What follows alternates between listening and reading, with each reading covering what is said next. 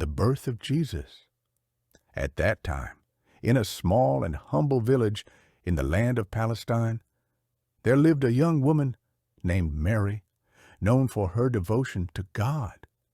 She was virtuous, pure-hearted, and full of faith. One night, while Mary was praying, her room was suddenly filled with a bright light. Before her stood an angel named Gabriel, who spoke to her.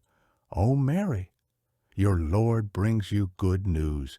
You will give birth to a holy son. His name will be Jesus. He will teach people righteousness, mercy, and love." Mary, astonished, asked, "How can this be, since I have never been with a man?" Gabriel replied, "This is a blessing from God. He creates as he wills. Your son will be a great prophet." Upon hearing these words, Mary felt a deep sense of peace and surrendered to God's will. Yet, deep inside, she also pondered the difficulties that this great responsibility would bring. The journey to Bethlehem. At that time, the Roman Empire had ordered a census requiring all people to travel to their birthplace for registration. Because of this, Joseph and Mary set out on a long and tiring journey from Nazareth to Bethlehem. As they traveled, the baby in Mary's womb continued to grow, and she became heavier with each passing day. While crossing the desert, Joseph frequently stopped to let Mary rest. The nights were filled with countless stars, but the journey was cold and difficult. After several days, they finally arrived in Bethlehem, only to find the city overcrowded. Joseph desperately searched for a place where Mary could rest, but every inn was full. Each time he knocked on a door, he received the same response: "Sorry, there is no room here." At last, a kind innkeeper offered them shelter in a stable. The stable was small and modest, but at least it was warm and safe. Joseph arranged the straw so that Mary could rest comfortably. The holy birth. That night, in the silence of Bethlehem, a great miracle took place. Mary's labor pains began. Joseph was worried, but Mary remained strong. Finally, at midnight, Jesus was born. The little baby opened his eyes in his mother's arms. His birth would become a light of hope for all humanity. Mary gazed lovingly at her son and wrapped him in a simple cloth. Joseph, holding back tears, gave thanks to God.